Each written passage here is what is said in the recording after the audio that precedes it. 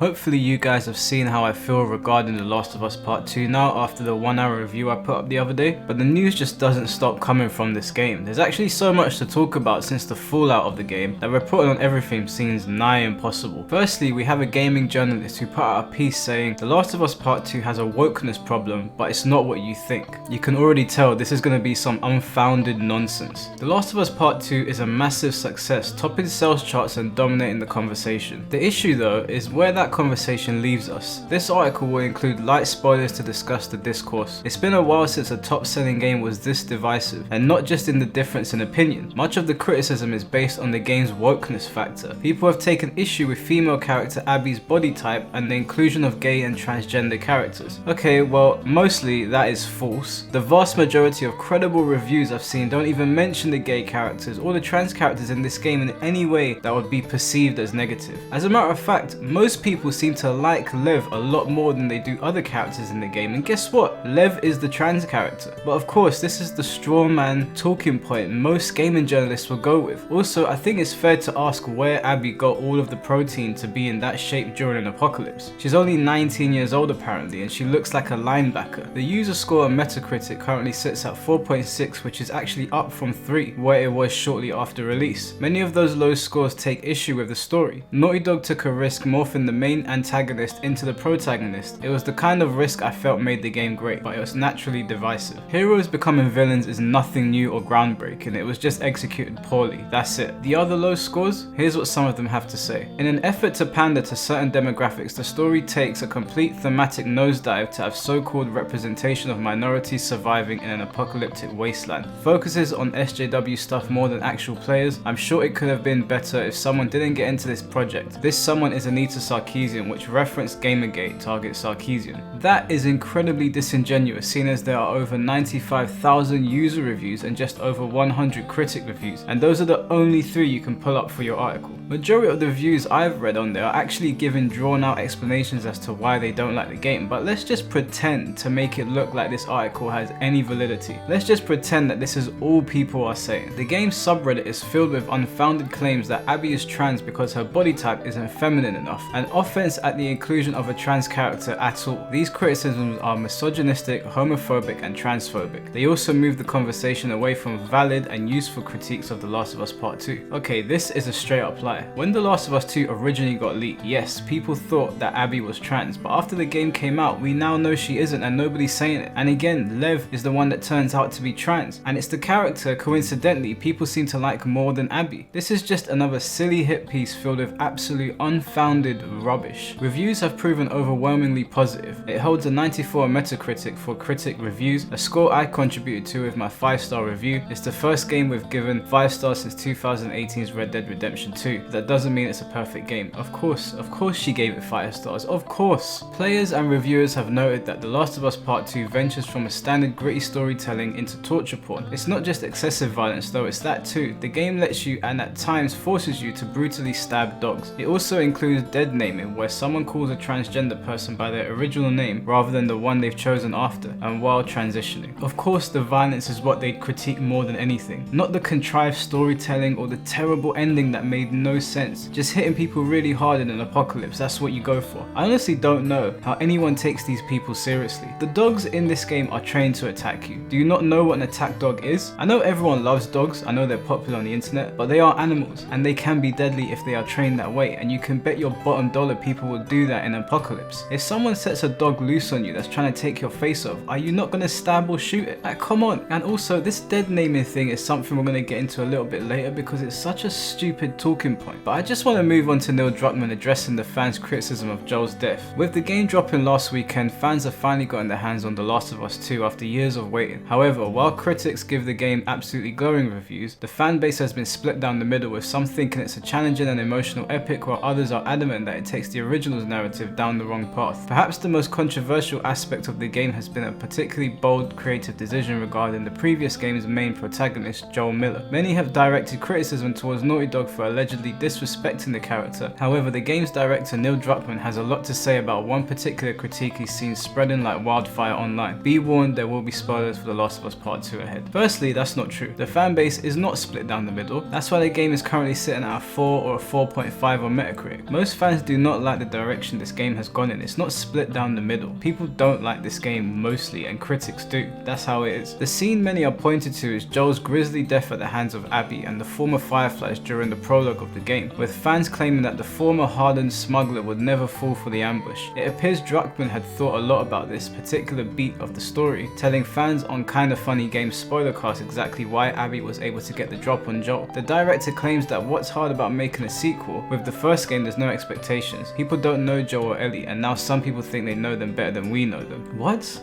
What kind of nonsense reply is that? You wrote the story on them and you put it out there. We've seen the same story you have, part 1 and the DLC. I don't get what you mean. You know them better than us. You put the story out there. You created Joel to be a certain way. This is already getting off to a stupid start. I can't even fathom that. Talking about the Joel criticism in particular, Druckmann reminds fans that people change and people evolve. The Joel that you see in the beginning of The Last of Us Part 2, that's 4 years of having lived in this community that's safe. 4 years of like, they meet people on the outside and bring them in. They trust them. Talking about his death scene, Druckmann continues, I've seen a lot of, why did Joel and Tommy trust these people? It's not an ambush. They're not walking into an ambush. What Joel is doing there is he's sizing everybody up except Abby because he believes this girl who he's just saved, who's the same age as Ellie, is safe. That wouldn't be the threat. So that's what catches him off guard. Nah, I'm sorry, just know, that has got to be one of the stupidest things you could have said. He's in an apocalypse. He's been in the apocalypse for a long time now. He knows the law of the land. I don't even let my guard down when I go to my local corner shop, and you're trying to tell me that Joel trusted this girl he's only known for 5 minutes just because he saved her life, because he's never encountered a psycho before. You turned Joel into a dumbass to further your story, and this is a dumbass explanation. On top of that, Druckmann also reminds players that Joel is looking for hunters. These are not hunters, these are regular people. They're just like the people who live in Jackson, and Joel has become a regular person who lives in Jackson as well. Evidently, a lot of thought went into the reason why Abby's plan to kill Joel succeeded, with the emphasis being on the former protagonist having settled into a more comfortable lifestyle and trying to turn a new leaf. This is so stupid. I think we'll stick with you turning Joel into a dumbass because you were too lazy to write a death scene worthy of a character that was always perceived to be cautious and smart. Besides, you didn't even bother to show us anything within the community he lives in to build this moment up, to allude to the fact that Joel may have been dropping his guard over the years. Or are you saying this is the first time he made a stupid move and he died for it? Either way, you can run with that explanation. It's still stupid. You can make sense of this as much as you want. It still sucks. The story still sucks. There's no getting away from that. But enough of that. Now we move on to the last story of the day regarding this game, and it's another amazing piece from another amazing gaming journalist. The Last of Us Part 2 Deadnaming prompts outcry from LGBTQ+ community and allies. Remember that deadnaming thing mentioned in the first article? Yeah, let's have a read over this and then pick it apart. In a game already dealing with fabricated controversy from the far right corners of the gaming community and relative silence on why the developers chose to portray issues in this manner, The Last of Us Part 2's actually legitimate deadnaming controversy reveals that even progressive developers have a long way to go. Perfect way to start. Forget the far right comment because that's just too stupid to even give the time of day, but it's clear that whoever wrote this article hasn't played the game. The deadnaming refers to the Scars or the Seraphites, whatever you want to call them, calling Lev by his birth name, which is Lily. Now please explain to me, within the confines of the narrative, why a psycho-religious cult would be so kind as to refer to someone how they want. Aren't people like this in real life? So why would a post-apocalyptic group, like I don't even know why I have to explain this. I don't get why I have to explain this. How dense are you? What is deadnaming? GLAAD director of transgender representation Nick Adams has defined deadnaming as to reveal a transgender person's birth name without their explicit permission to the New York Times. This practice is harmful because it constitutes an invasion of privacy that only serves to undermine the trans person's true authentic identity and can put them at the risk of discrimination, even violence. Exactly. It serves to harm a trans person's privacy and their well-being. So why would a group of religious nutcases that are hunting Lev, trying to kill him, why would they give him the time of day or consideration to say the name that he wants them to say? Can you imagine a bunch of people hunting him then going, oh Lev, come out? Why would they give him that respect? That's the point of their characteristics. Of course they're going to use his birth name. They don't give a shit about him. They're trying to kill him. How much sense will it be for them to properly name him whilst trying to kill him? How thick are you people that put these backwards articles out? How does deadnaming come up in The Last of Us 2? Lev is an adolescent who befriends Abby during during her treacherous adventure in Seattle. Lev has been kicked out of his religious community known as the Seraphites for shaving his head and identifying as male. The game drops some pretty clear contextual hints about Lev's identity, but during a confrontation with some Seraphites, they angrily refer to Lev by their dead name. Lev asks if Abby heard what the Seraphites called him, and she confirms that she did. Abby doesn't press the issue, only saying that he can tell her more if he feels like it. Lev declines. Okay, so you do understand who the Seraphites are, so why is this an issue? Don't you get what storytelling is? How players have responded. I'm not going to pay $60 for a game that mistreats dead names and abuses trans characters, translator at RPG site and Siliconera,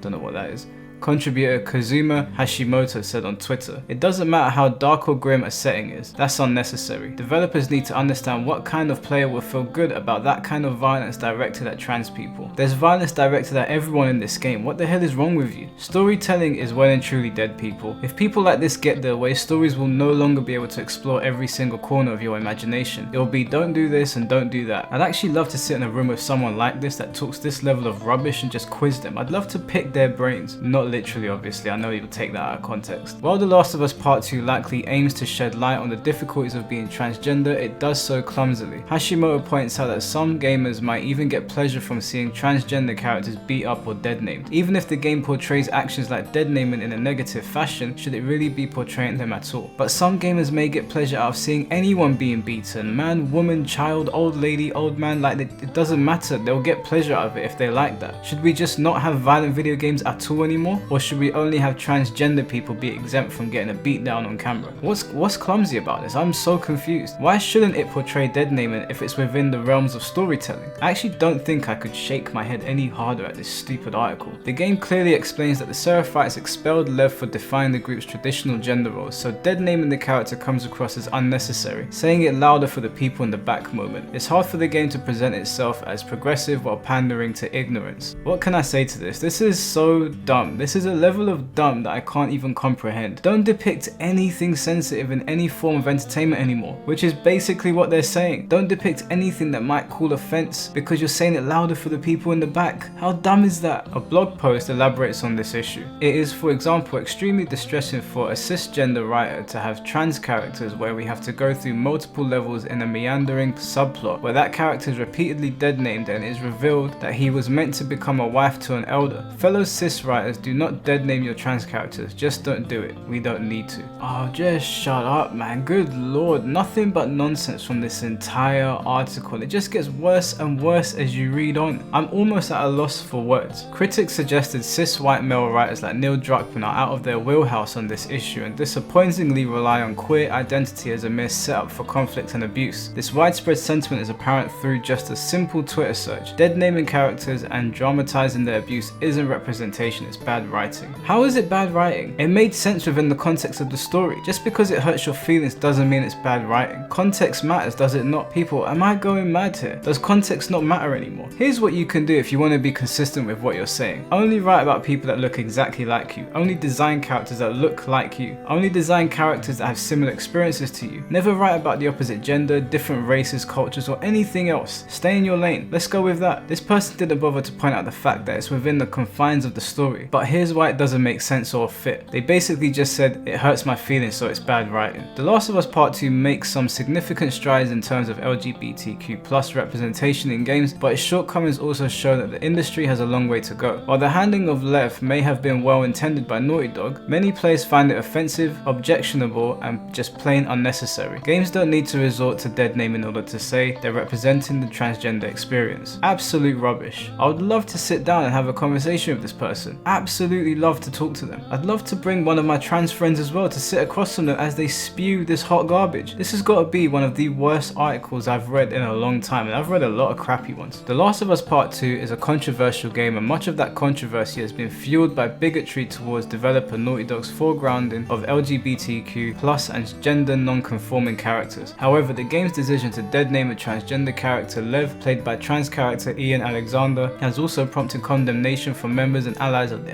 LGBTQ+ community. No, it hasn't. Liar. That has not been the wider conversation around Naughty Dog. It's been around Joel's death and how the entire story was handled. But your lies aside, this whole Deadnaming thing has got to be one of the dumbest things I've ever read. Let's not depict any men being misogynistic to women. Let's not depict any women being gold diggers. Let's not depict any forms of racism, because Lord forbid we validate some whack jobs out there that actually think like this and get pleasure from this. Honestly, these articles will never cease to amaze me. Absolute hot garbage. Like, I don't even know where else to go with this video. I am dumbfounded at this article. It is so bad. But let me know what you guys think about all of this. Let me know in the comment section below, because I mean, maybe I'm wrong here. It seems like storytelling doesn't matter to people anymore, and it seems like you can't post anything or create anything that is offensive in any way, shape or form, even if you're depicting something that actually happens in real life. God, that was a mission to get through. Honestly, like, I feel out of breath just reading that article. Don't forget to like and subscribe, guys. Thanks for watching, and I'll catch you next time. Peace.